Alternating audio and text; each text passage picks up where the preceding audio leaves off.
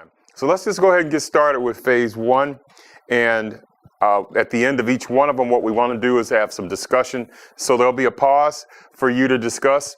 If you're on My Faith and Focus, and you're part of our membership, you're part of the family here, you'll have a place to be able to share this information with other people, sort of like you could do on a Facebook or some other place. But we have our own special place to safe people to talk about issues and really get into dive into the minutia, or maybe have a deeper conversation than you would maybe feel comfortable doing out there in some public domain where you don't know who is trolling it or who's looking at it. But without any further ado, we're going to get right to phase one. I want to remind you, and this scripture we'll borrow a little bit here in phase one, Psalm 119, 165. So if you become offended, and I'm going to review, I'll tell you that scripture twice. We'll start it here. It says, "Great peace have they, which love thy law, and nothing," say nothing, "nothing will offend them." So don't get offended.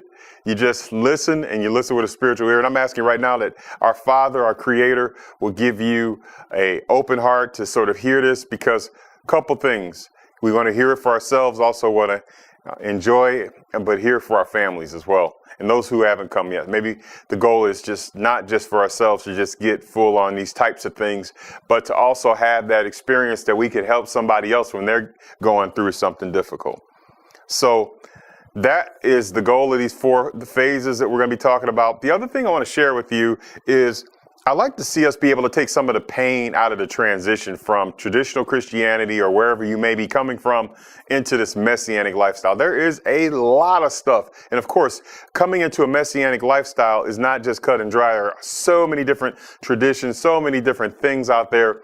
And Faith and Focus, as well as this particular module in the blueprint, we want to be able to try to help take some of the pain out of that and help you with your transition. I had a big question for you, because as we talk about this, as we talk about phase one, as we get into it, we're going to get into it here shortly. I want to ask you, why do you think Yahweh brought you this truth? Do you think he brought you this truth to bring you anguish? Do you think he brought it to you so you'd have division with your families? Because a lot of people say, well, you know, in the New Testament, in the Brit Hadashah, he says that Yeshua says he's going to set a father against the son and a mother against the father, and all these, you know, there'll be division and all these things. And that is true. However, I truly believe at the goal, if you look at Ezekiel 37, if you look at what Yahweh's doing and speaking through the prophets, if you look at the ingathering, if you look at Revelation chapter 7, you start seeing this pattern that Yah wants to regather. Yod-Heh-Vav-Heh wants to regather his people. So yes, the truth will, you know, bring division. And as you've experienced this truth in this first phase, we're going to be talking about it makes you want to divide. It makes you upset and stuff like that. But what I want to keep you in mind, he didn't give us these things, just like he didn't give us Yeshua, so that we would just be like cut off from everybody else. Although we are separate, we are a peculiar treasure. We're in, but not of. So the whole goal of it is not to just bring us, you know, take us away from everybody else.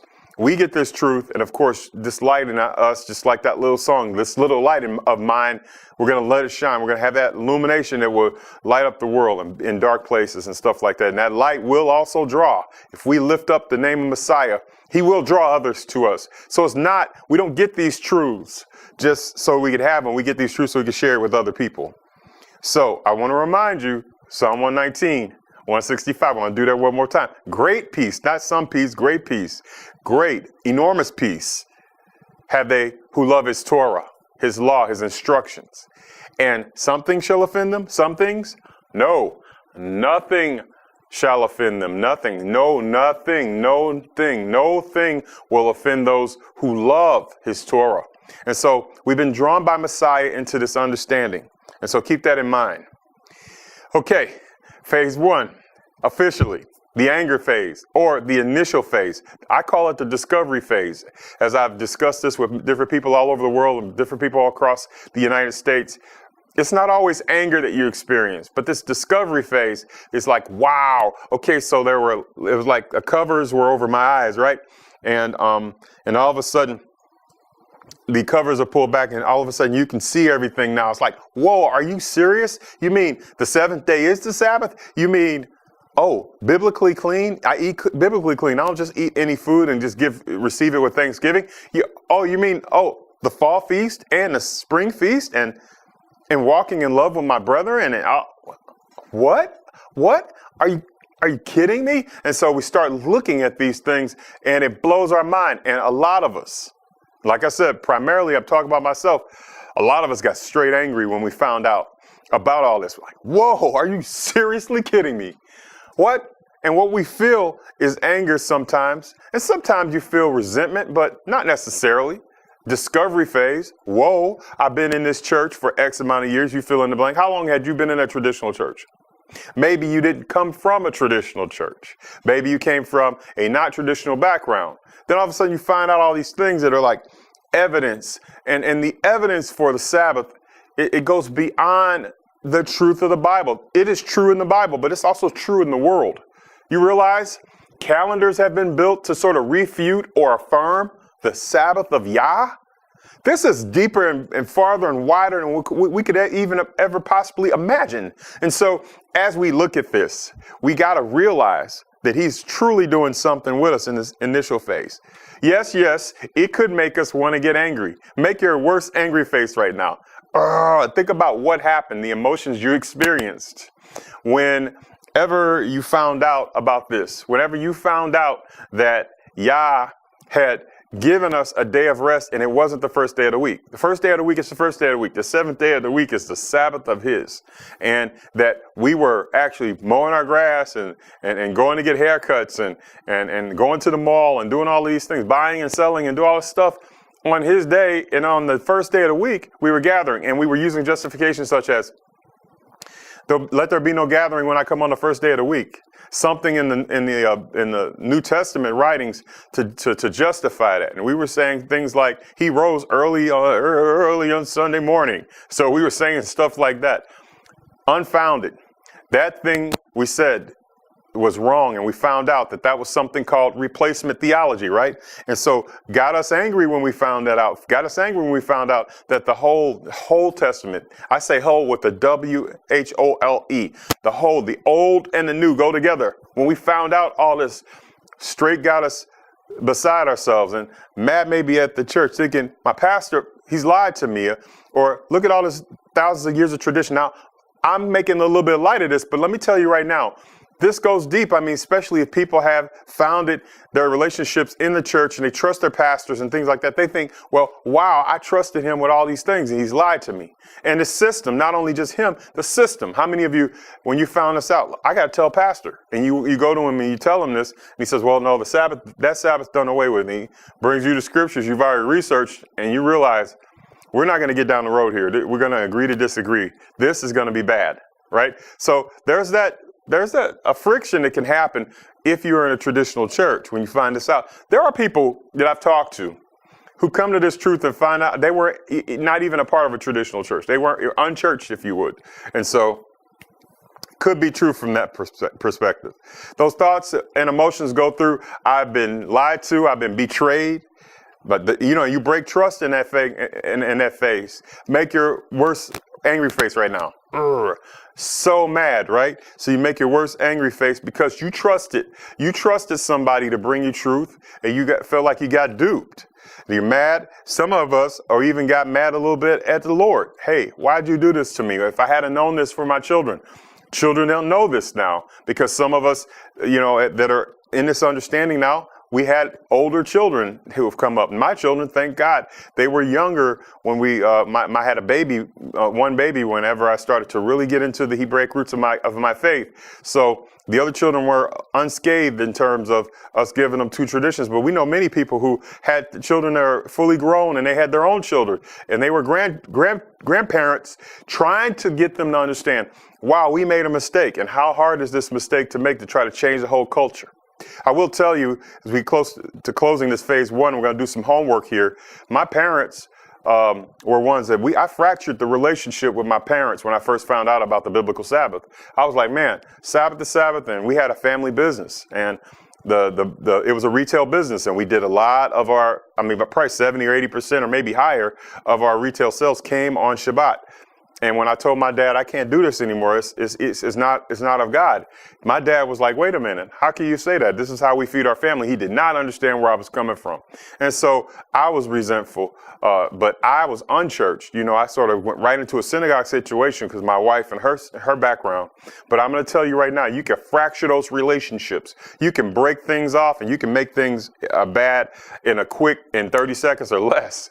And so we don't want to ride in that anger. We don't want to ride in hurt and resentment. Those are evil things. We don't want to ride in those. We want to see that it is Yah who's brought us to this understanding. He's going to take us through and beyond and farther than our eyes could ever see, farther than our hearts could ever see. He's going to take us beyond because he brought us to this. Just like he brought us to salvation in the first place, he's going to take us through higher and higher levels. So we're still learning. And I think it's good for us to use the spirit of temperance, ask God to give us that help, ask the Creator to help us with temperance as we go through this. What happens? Well, we talked a little bit about this already, about family impact. And what do we do in this phase? We throw everything out. Everything about the church. Oh, that was what the church did. So we just throw it all out. And there's some good things, some good minutiae in the church. So we throw it all out because we're so angry that we've been lied to about the Sabbath. We're so angry we've been lied to about whether their spring and the equinox festivals and all the other stuff, the pagan festivals, they weren't true. And we found out there are some spring feasts in the Bible that are true. Pesach and the Days of Unleavened Bread and counting of the Omer and getting Shavuot and then going on. And going to Tishri, to the fall feast, we found out that the fall feasts are true in the Bible and that Halloween is not true. And why are we celebrating? And why are we having trunk or treat? What is going on? I feel lied to. I feel hurt. I feel resentment. And this could last if we don't get this healed. And so that you don't want. And you also think, I've done this all my life. I've done church. I've done it all my life. And so those things could set up for a bad situation. Where do I go? What do I do? Where do I go from here? You ask the questions, right? And so that's what we do in phase one. Now, we've concluded at least the discussion part of it. I want you, this is homework for you, find scriptures to support. Go read and don't just go find one or two scriptures. Sit down either by yourself or with your family and find scriptures to support your transition. In other words, I'm challenging you that if you truly believe that Yahweh brought you to this, now there's got to be some comfort scriptures to take you through this trial. Maybe you're still going through the discovery phase or this anger phase. I want to speak health and healing to you. And I want to, on your behalf and on behalf of all of those who are coming to this truth, we want to renounce the spirit of anger and all that goes with it in the name of Yeshua. We ask in the name of Yeshua that he grant you peace. He's brought you to this, and great peace have they, not great anger. Great peace, Psalm 119, not anger. Great peace, say it. Great peace have they. So I want you to research some scriptures. I also want you to talk about phase one. I want you, if you're here on the module, if you're here at my Faith and Focus, if you're hanging out with us, get on and talk about what this is all about.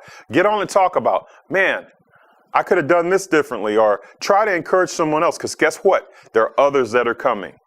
Hi, and welcome back. This is Ed Harris here for My Faith and Focus. Faith and Focus, we're doing life cycle of a Messianic. So we're covering this under our teachings called the Blueprint. So if you get on the Blueprint, they're all the journey teachings that talk about how we relate in our Hebraic understanding, our Christianity, how that is. And we do all that here. So welcome back. Welcome back. Welcome back. I'm glad you're here. So in the first segment, we covered phase one. Phase one, sort of that anger discovery phase. You find out things. And of course, we did some homework. And I hope you did. We talked about homework. I hope you did your homework. That's what really makes these powerful and makes My Faith and Focus so valuable. We get to connect. And of course, if you're just checking it out via DVD, it's totally fine, because I feel like these are things that we can actually have a discussion around. And that's what we really want to do. We want to go through these so that when we're in gatherings and we recognize, oh, wow, well, I'm just phasing out. I talked to many people, and there's slang wrapped around this now, that they're like, oh, I'm just phasing out. I'm just phase one. That's what the problem is. I'm just trying to discover. Sometimes I'm all for the phases. Sometimes I'm going back and I'm trying to be one phase, or recognize I'm one phase or the other. I'm totally mature, but in one area, but in another area, I'm totally like phase one. And you will find that this is not something out of the ordinary. You could be this in any area of your life. It just happens to be that I've chronicled it and sort of talked about it from the Messianic or the Hebrew Roots perspective. But this could be in any area of our lives on anything. So we can see that methodology and that logic apply itself to different places. Okay.